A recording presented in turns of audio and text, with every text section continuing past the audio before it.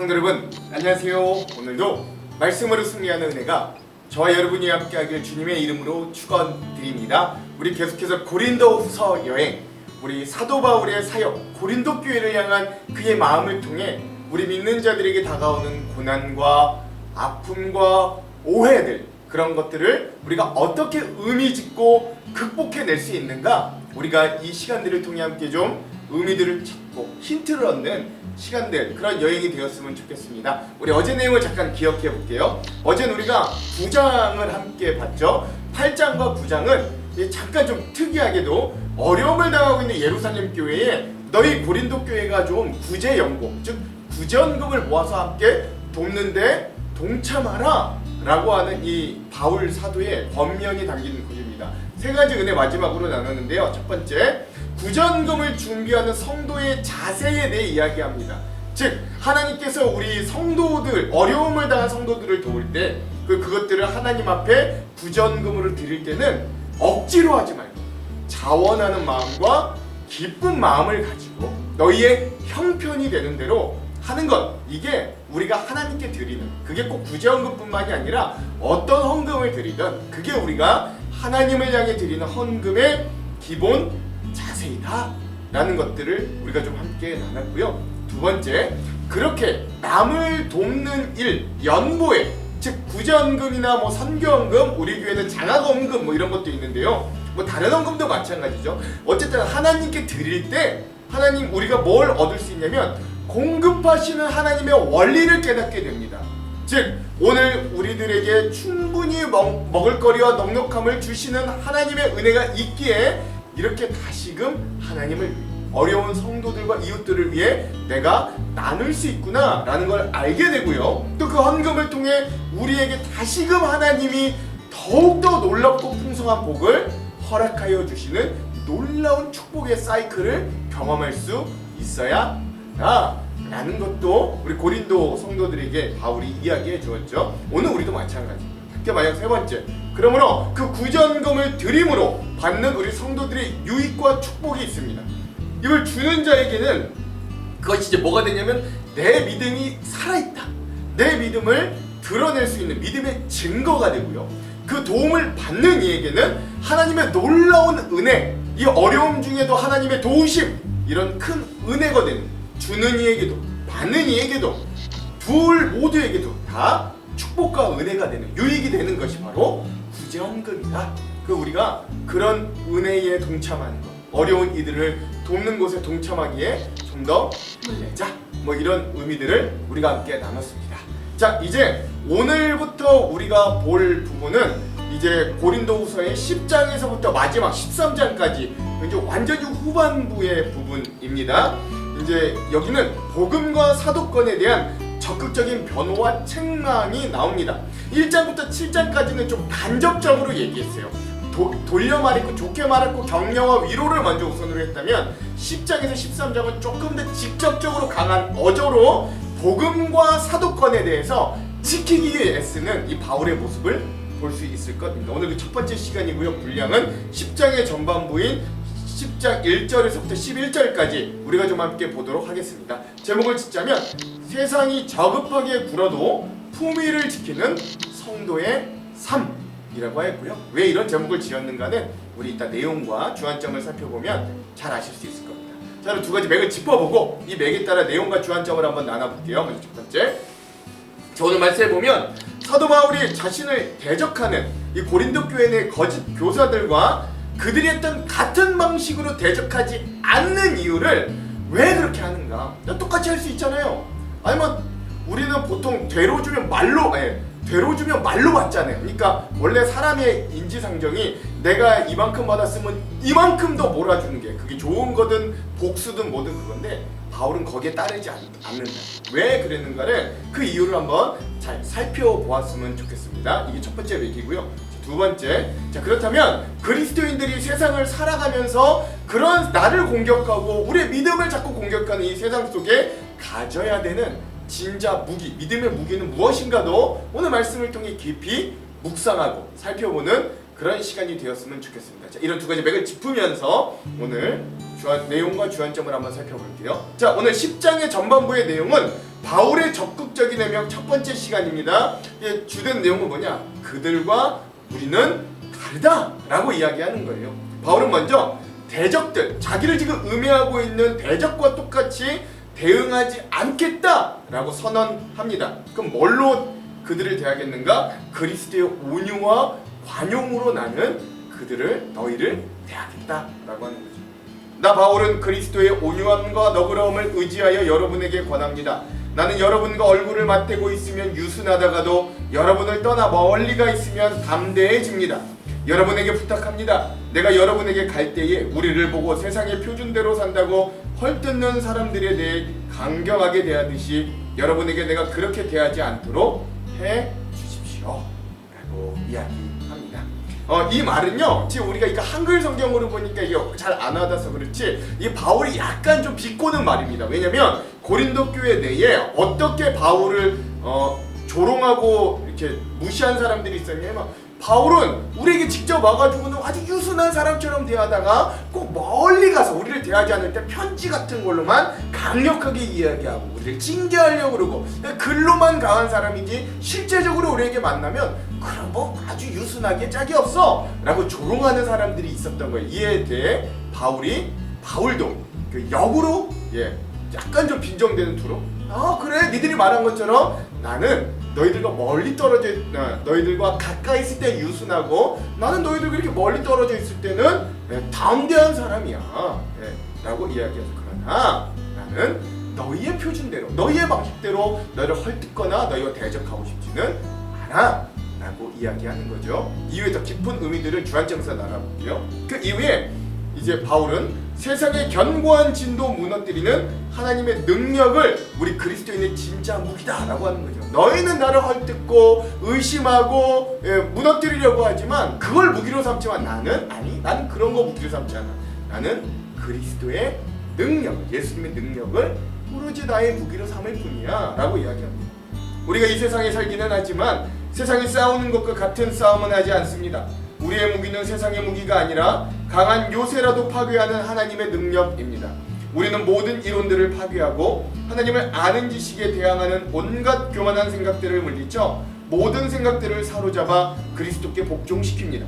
우리는 복종하지 않는 모든 행위들을 벌할 준비가 되어 있습니다. 그때가 되면 여러분은 온전히 순종하게 될 것이다 라고 이야기하죠. 즉 우리 찬양에도 있잖아요. 우리들이 싸울 건 육체 혈과 육이 아니에요.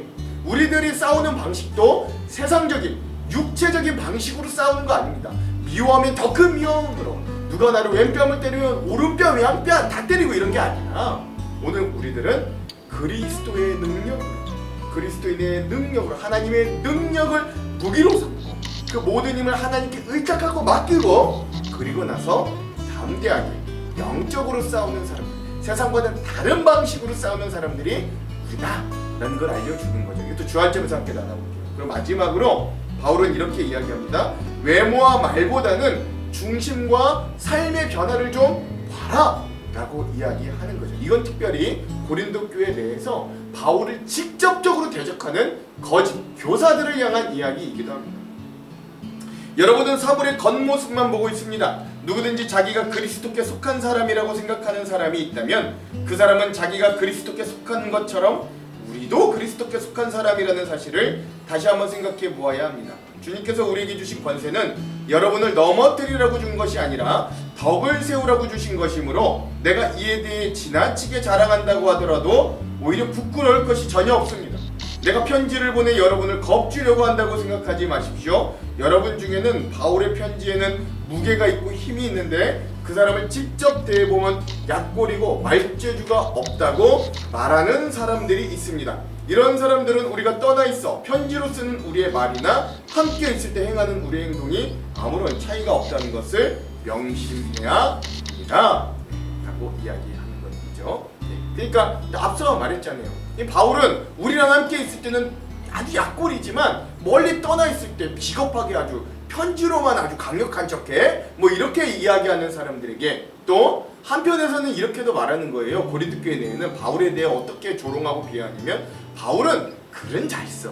바울 글은 인정할 만해. 근데 그 사람 글뿐이지 말 언변은 아주 볼품없어. 말 왜 이렇게 못해 교역자가? 목사가 왜 이렇게 말을 못해? 뭐 이렇게 조롱하는. 그래서 이게 방점이 글을 잘 쓴다보다는 목사가, 교역자가, 전도자가 왜 이렇게 언변에 딸리는가? 라고 하는 조롱의 방점이 있는 그런 비판과 조롱들이 고린도 교회 내에 있었거든요.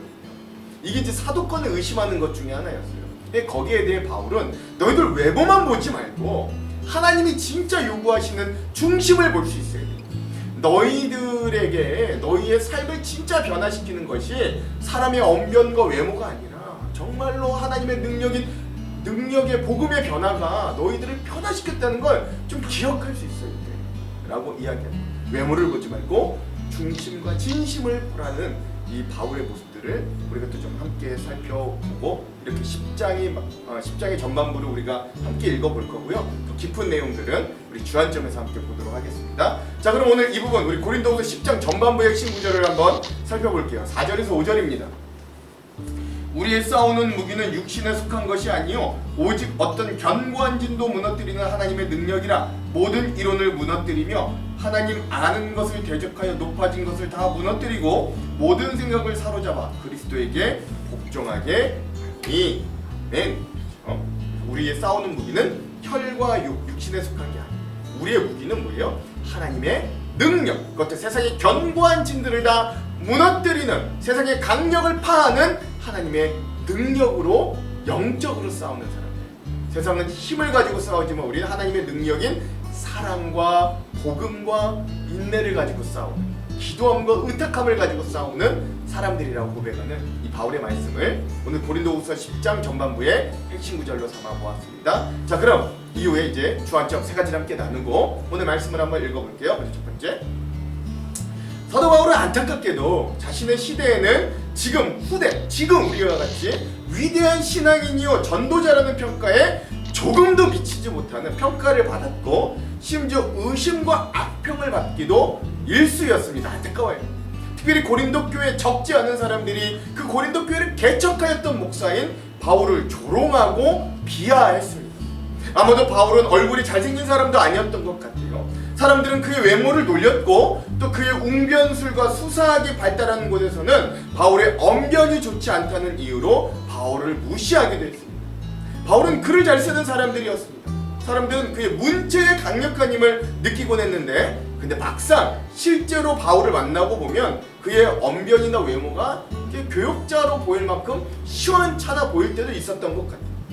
글에는 힘이 있으나 대면하였을 때 자신들이 기대했던 모습과 달라 고린도 교인들은 실망했던 거죠. 외모만 보고.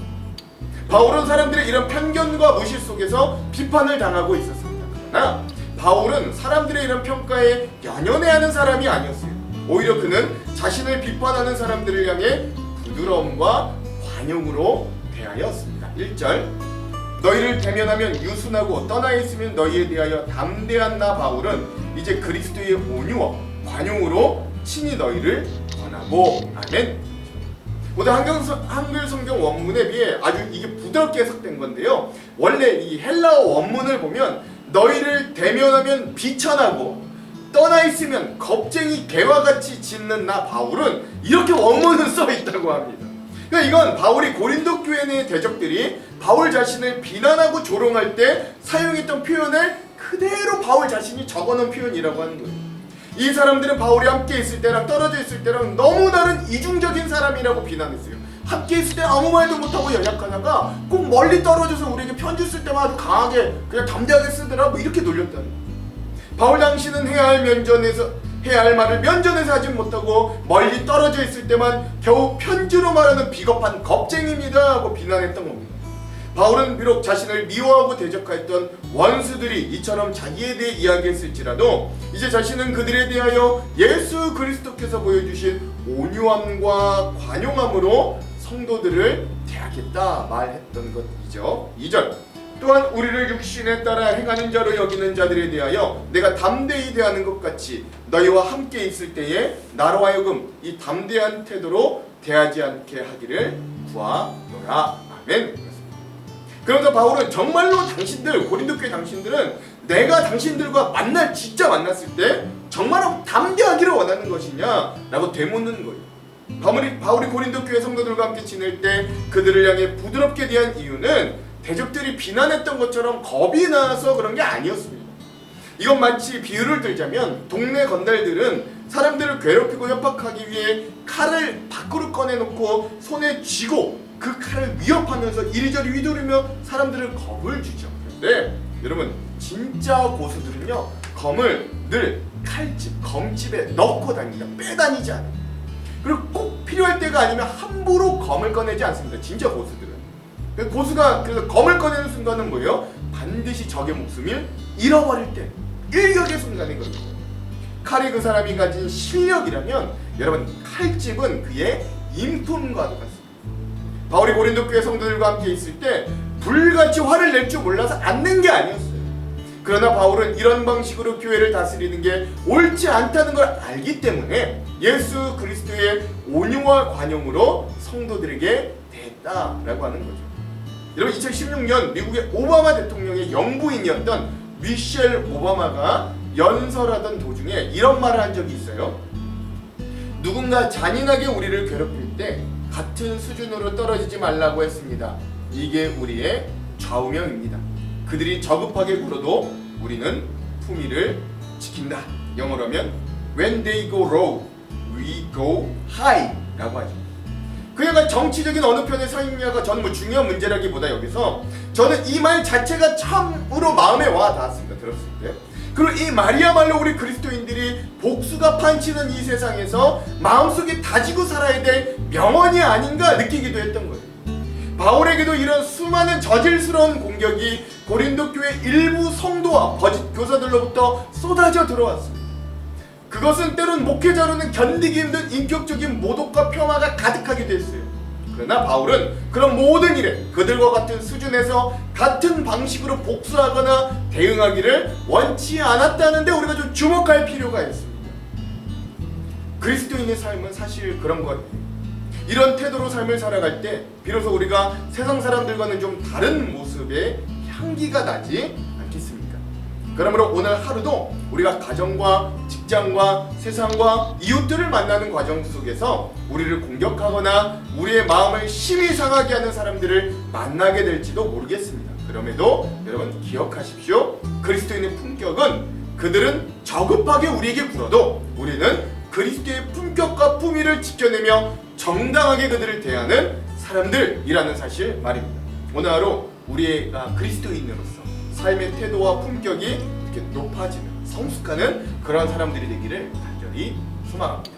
두 번째, 이런 맥락에서 바울은 고린도 교회 내에서 자기 자신을 향한 부당한 비난을 하는 자들에게 맞서 이런 말들을 또 이어갑니다. 3절, 우리가 육신으로 행하나 육신에 따라 싸우지 아니하노니. 아멘. 그렇죠?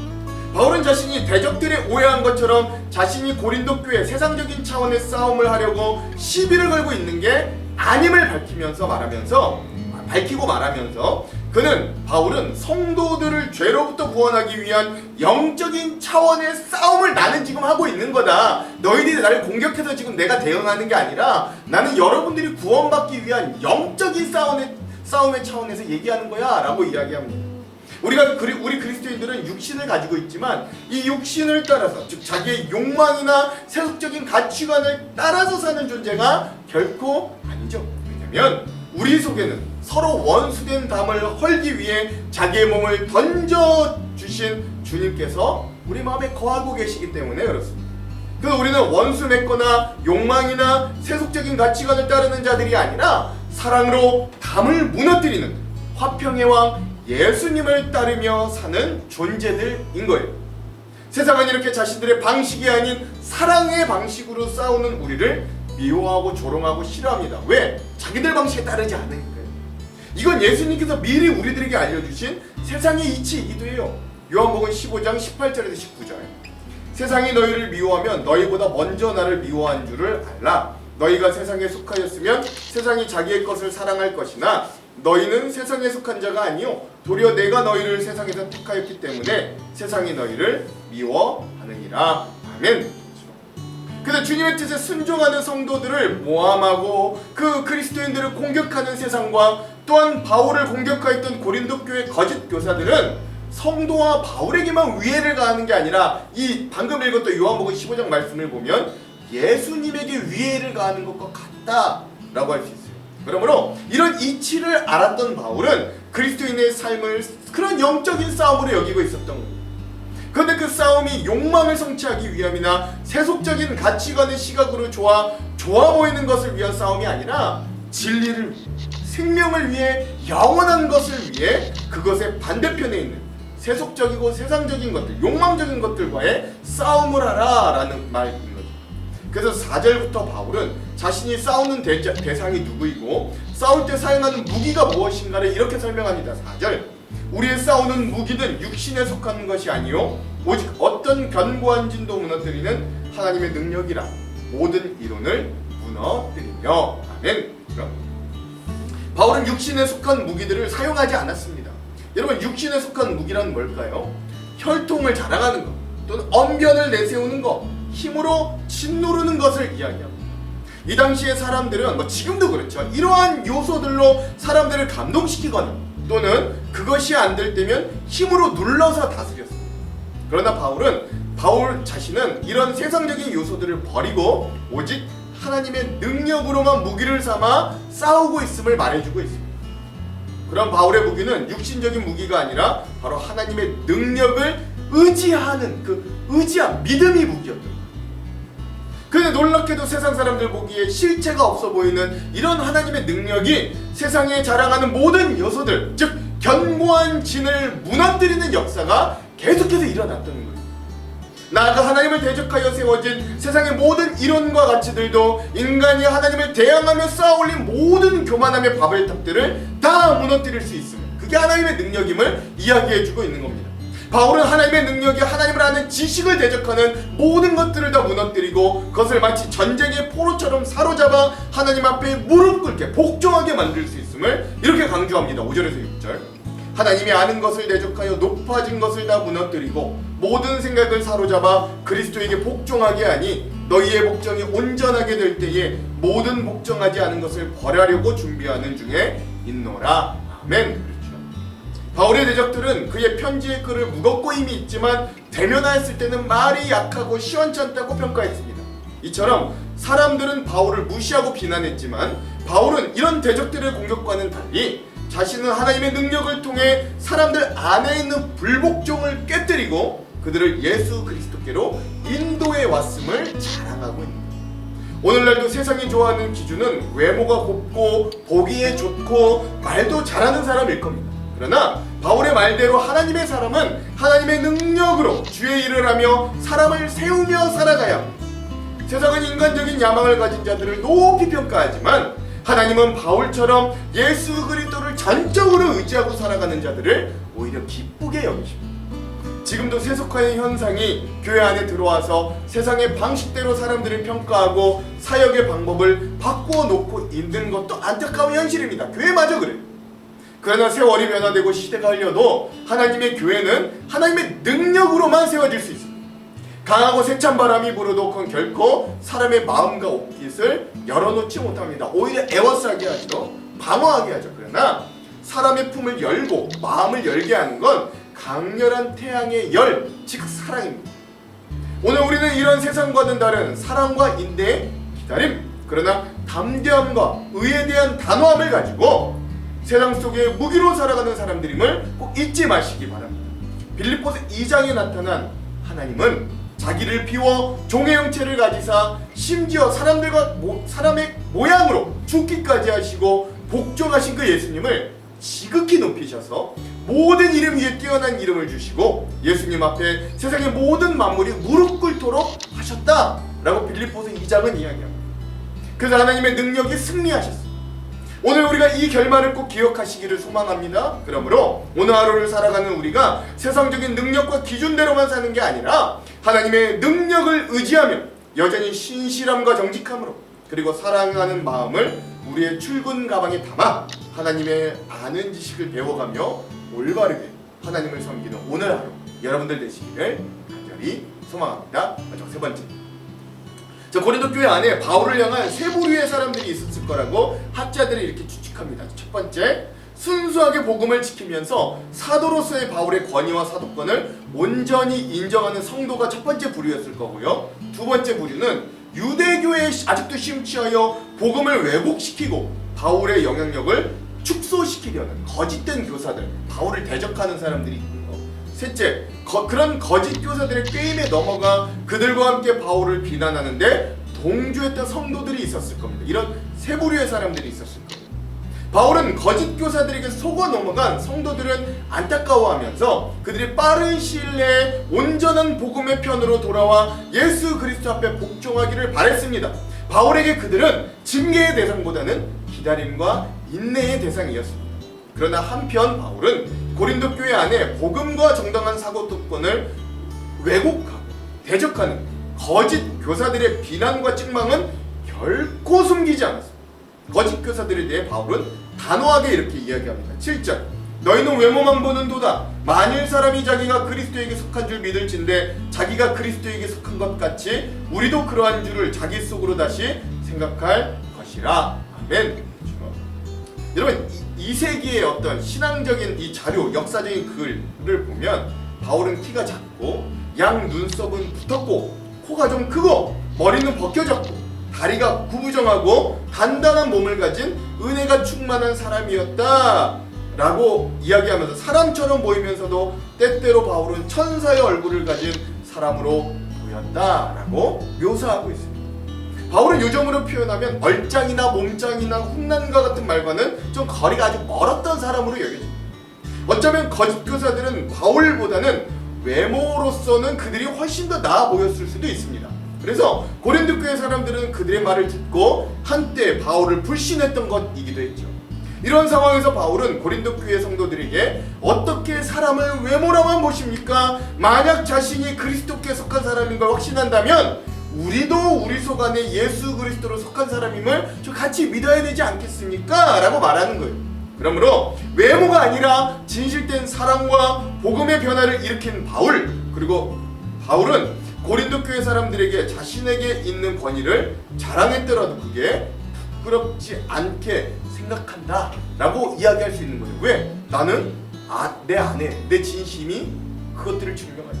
그걸 통해서 고린도 교회를 더 건강하게 세우려 했기 때문에 자기는 이것들을 오히려 난 자랑한다. 내 외모가 그렇지 않다 할지라도 나는 내가 사도로서 이 복음을 자랑한다 라고 이야기하는 거예요. 8절 9절, 주께서 주신 권세는 너희를 무너뜨리려고 하신 것이 아니요 세우려 하신 것이니 내가 이에 대하여 지나치게 자랑하여도 부끄럽지 아니하리라. 이는 내가 편지들로 너희를 놀라게 하려는 것 같이 생각하지 않게 함이라. 아멘. 여러분, 어떤 모임이나 공동체에 우리가 있으므로 그것이 세워지고 사람들이 삶이 변화된다면 그보다 가치 있는 삶을 사는 것이 또 없을 거예요. 바울은 자신으로 인해 고린도 교회가 다시 세워지게 된 것을 깊이 감사했습니다. 이렇게 바울은 사도권의 진정한 의미가 그런 거다. 그러니까 외적으로 막 특이해 보이고 잘나 보이고 이게 사도권이 아니라 바울이 전한 복음을 통해 고린도 교회 성도들이 변화되고 예수를 믿게 됐다면 그게 진짜 사도권이야 라고 설명함으로 그걸 감사함으로 이렇게 바울은 그가 참 사도임을 증거하는 거예요. 즉 주님께서 사도를 세우시고 권세를 주신 건 성도들을 멸망하기 위함이 아니라 성도를 잘 양육하여 교회를 굳건히 세우기 위함인 것이고, 이 말은 거꾸로 지금 너희를 호도하고 있는 그 거짓 교사들로 인해 너희의 모습이 어떤 성장을 이루고 있고 어떤 변화를 받고 있는가를 잘 살펴보라는 반면의 의미도 있기도 한 거예요. 외모만 보고 평가했던 거짓 교사들이 바울을 어떻게 폄훼하는지 바울은 이렇게 구체적으로 진술합니다. 10절, 그들의 말이 그의 편지들은 무게가 있고 힘이 있으나 그가 몸으로 대할 때는 약하고 그 말도 시원하지 않다 하니. 아멘. 그렇죠. 바울은 글을 좀 쓰는 것처럼 보이지만 말과 외모에는 형편이 없다 라고 하는 이 말에서 그 거짓 교사들의 강조점은 바울이 글을 잘 쓴다의 강조점이 있는 게 아니라 뒤에 있는 말과 외모가 형편이 없다 라는 데 강조점이, 바울의 말이 형편없기에 그가 쓰는 글도 아무것도 아니라는 말입니다. 그래서 이건 바울의 글과 말을 다 폄훼하는 거죠. 맞습니다. 그러나 놀라운 사실은 바울은 비교적 다른 교역자에 비해 다변가가 아니었고 그의 사람들에게는 초라해 보였기 때문에 오히려 그것이 강점이 되어 그는 오로지 복음의 진리만을 전했고 그것을 하나님께 영원한 가치로 그걸 하나님께서 그것을 영원한 가치로 승화시켜 주셨다라는 것입니다. 결국 그 글이 이런 성경이 되어 얼마나 많은 사람들을 변화시키고 생명을 가지게 만들었습니까? 그러면서 바울은 마지막으로 거짓 교사들에 대한 묵직한 책망의 말도 이렇게 읽지 않았습니다. 11절 이런 사람은 우리가 떠나 있을 때 편지들로 말하는 것과 함께 있을 때 행하는 일이 같은 것임을 알지라. 아멘.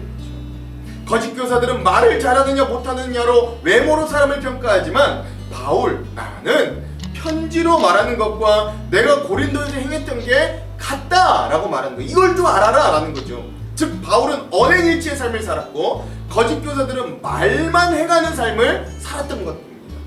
사람의 말은 다른 사람을 속일 수 있을 뿐만 아니라 심지어 자기 자신도 속일 수 있습니다. 그러나 참된 그리스도인은 그가 입으로 말하는 수준의 존재가 아니라 입으로 말한 정도의 수준만 가진 존재가 아니라 그의 진실한 실상이 아니라 그가 행하고 살아가는 수준이 바로 그의 존재로 여기는, 즉 그게 우리의 그리스도인의 실상으로 여기는 자가 됩니다. 그래서 어떤 사람이 어떤 존재인지를 확인할 때는 그 사람의 말이 아니라 그 사람의 삶을 보아야 합니다. 그러므로 오늘 우리도 겉모습만 치장하고 말만 번지르르하게 하는 자들이 아니라 진실된 마음과 하나님을 향한 진심을 가지고 이 믿음으로 신실하게 살아내는, 즉 외모에 치중하는 자들이 아니라 마음과 믿음에 치중하는 귀한 삶을 살기를 주님의 이름으로 축원합니다. 기도할게요.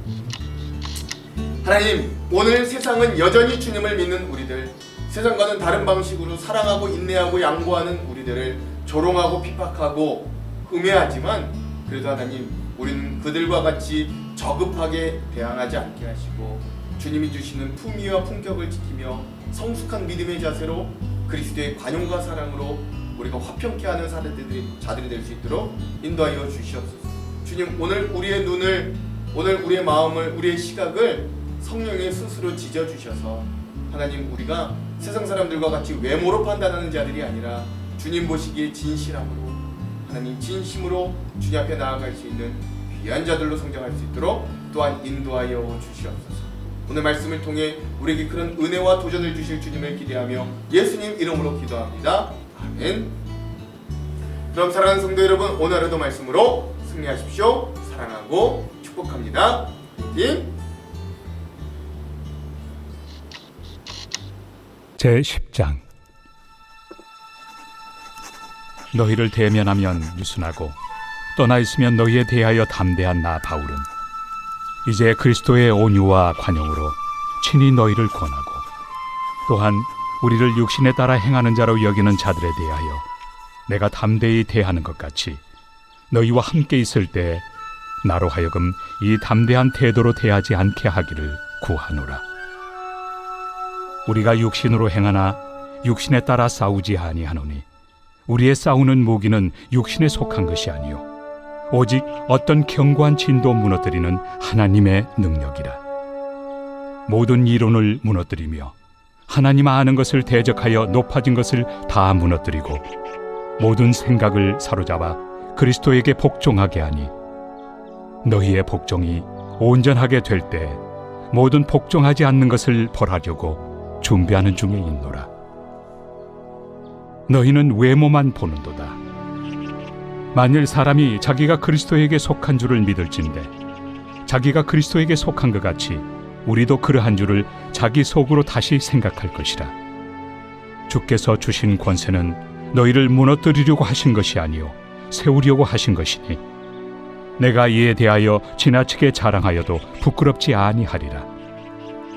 이는 내가 편지들로 너희를 놀라게 하려는 것 같이 생각하지 않게 함이라. 그들의 말이 그의 편지들은 무게가 있고 힘이 있으나 그가 몸으로 대할 때는 약하고 그 말도 시원하지 않다 하니 이런 사람은 우리가 떠나 있을 때 편지들로 말하는 것과 함께 있을 때 행하는 일이 같은 것임을 알지라.